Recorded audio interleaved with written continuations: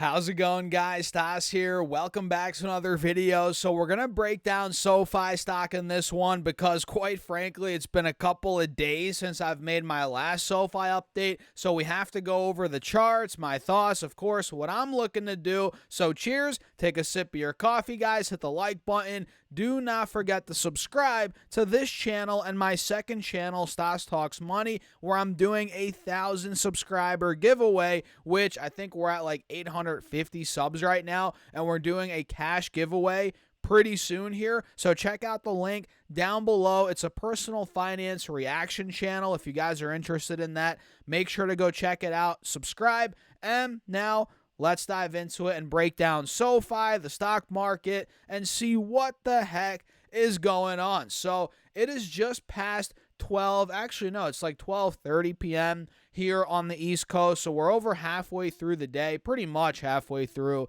the trading day at least. And SoFi is up just over 2% in the midst of a pretty interesting day for the stock market, where we have some red, some green, oil's up 3.5%. The VIX is up over 2%. Metals, gold, silver, they're each up big time. Gold's up 2.5%. Silver's up 5%. So for SoFi to be up a decent chunk on a day like today, where it's a bit rocky out there, a lot's going on around the world these days, guys.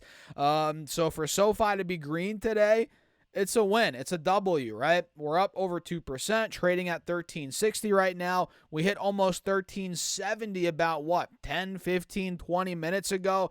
And clearly, we're breaking out of the highs from Friday. Friday, we hit 1330, I think. We rallied into close, and we closed at 1330. And now, obviously, we're pushing out of that point.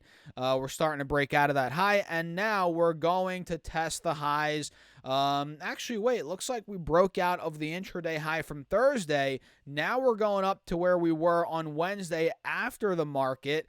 Looks like we hit 1375 after the bell on Wednesday. I forget the news we got. We got some news on Wednesday. Oh, it was NVIDIA's earnings that shot up the entire stock market. SoFi ran up with that.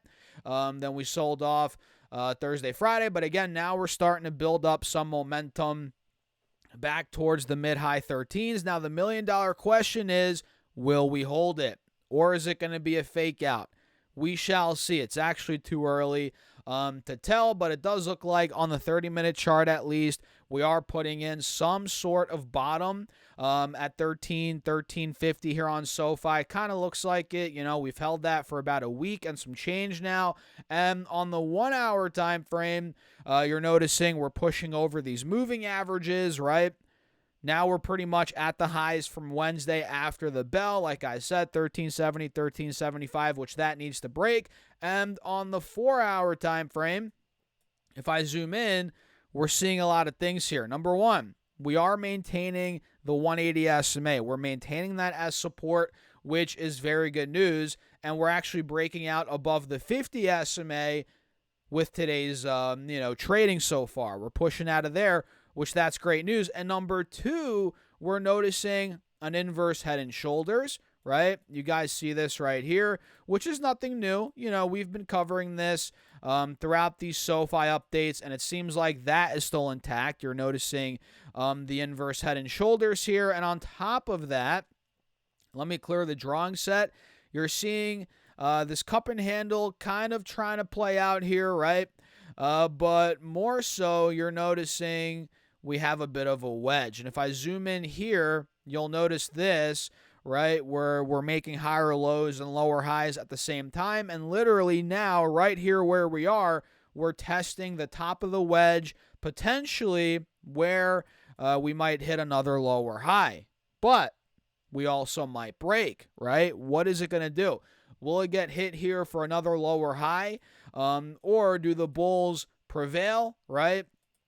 Break out of this wedge, take out the highs from Wednesday, and start going over $14 a share again. That would be ideal. That would be a breakout, a full-on breakout for SoFi if that were to happen. And another thing worth mentioning is, are you guys seeing a head and shoulders here? Yes, you're noticing this right here. We have the left shoulder, the head. You're noticing the right shoulder. we kind of have a bit of a head and shoulders within this wedge, which needs to break, right?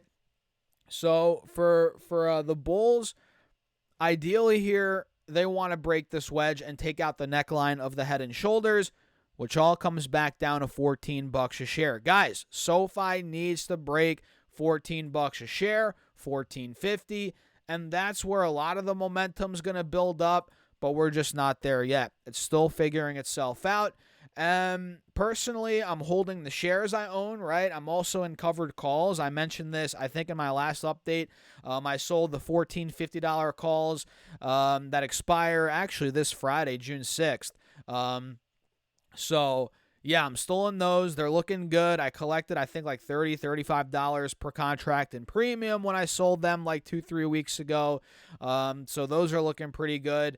And, man, if SoFi continues to trade flat here, I'm probably going to, roll those over or maybe, figure out maybe what strike price I want to get next or, what I'm going to do on the selling options side next if we keep trading sideways here. But the risk is, right, if the stock breaks out and let's say I have a $14 strike I'm selling and we're at $13.50 now, the stock breaks out to $15, $16, I'm going to have to give up my shares at $14 and miss out on the upside. That's the only one of the main risks with selling covered calls is your upside is capped. But we're not really getting the breakout yet, right? Keyword is yet. Make sure you guys pay attention to these charts and, make sure your eyes are peeled on what's going on. But, yeah, that's kind of the update. And right now, when it comes to the overall stock market, we're kind of all over the place. The S&P's at break even. The Dow Jones is down 0.5%.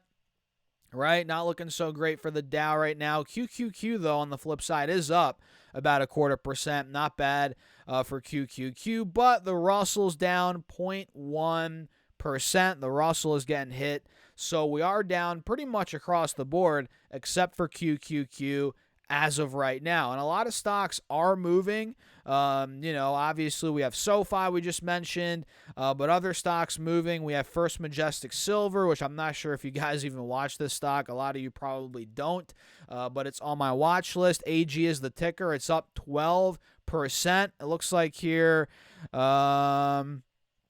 Not seeing any news for First Majestic Silver, but obviously it's moving up because of the price of silver's up 5% today. Holy smokes.